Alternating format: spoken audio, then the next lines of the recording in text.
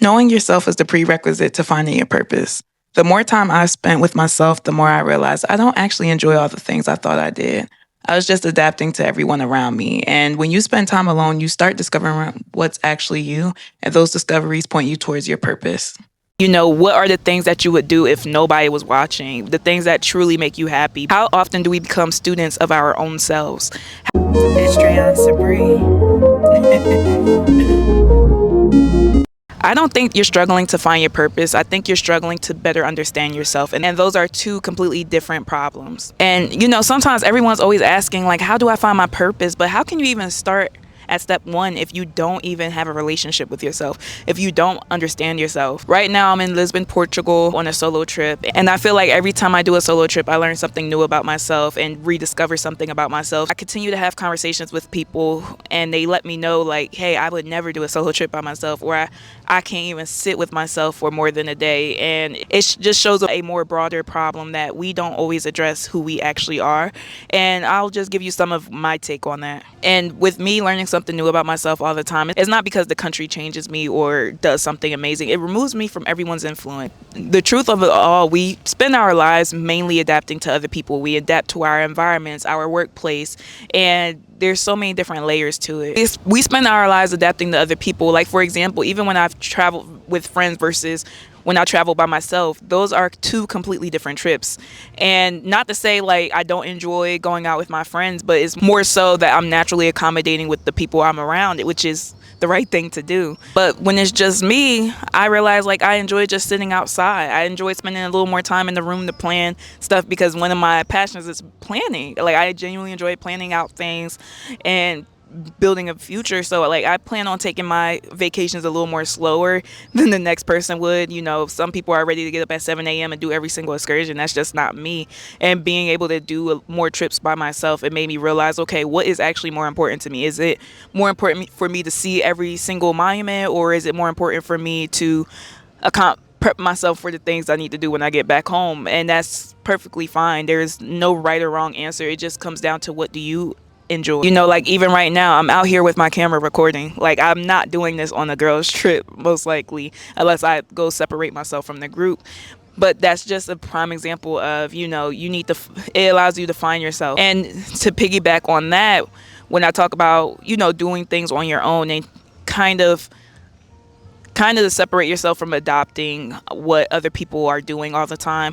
It's something as simple as even doing solo dates by yourself. You don't have to go out the country by yourself. You can just literally go out to eat by yourself, or go take some time and read and write and reflect on your life a little bit more.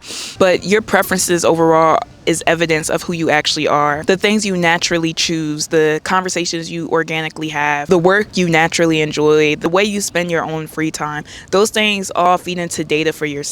And to talk about that point, I think in our everyday lives, we spend so much time collecting data on other people. Like sometimes we're looking to see what our boss thinks about something we've done, or we're looking at our peers to see, what are they thinking about this show? What do my parents think? But how often do we become students of our own selves? And that's where I think dating yourself is you genuinely wanting to be curious. Like, okay, how do I maneuver? What thoughts run through my head when I'm just sitting alone on a bench? Like, this is what's going through my head because I am often asked, how do you do these things on your own? And it's because I'm very comfortable with myself, and I don't think if I wasn't comfortable with myself, doing things like this would be a little bit more challenging.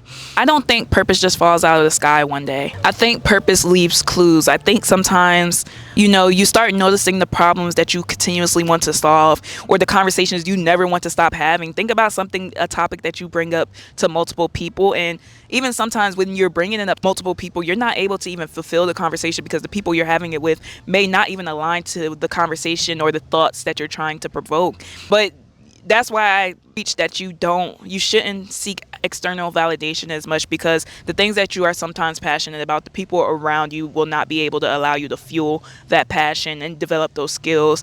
And if you go look back at my previous video about me talking about exploring your creativity, that ties back into your purpose as well, because the things that you are naturally good at that you don't always see, that ties into a greater purpose of what you're supposed to be doing and the messages that you're supposed to be delivering and the solutions that you're making that is actually useful for the people around you. So please don't limit it to, oh, I need to date myself or I need to get to know myself better. You also need to understand, how are you developing on a consistent basis? You know, what are the things that you would do if nobody was watching? The things that truly make you happy, but you know it has some sort of impact in this world.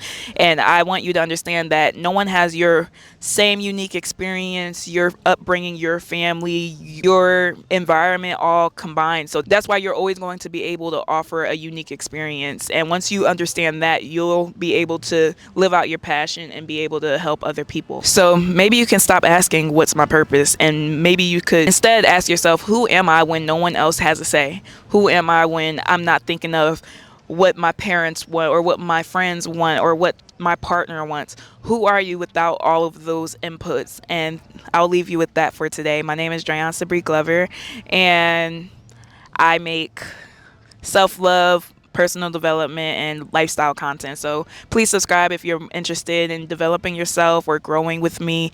I'll see you in the next video. Bye.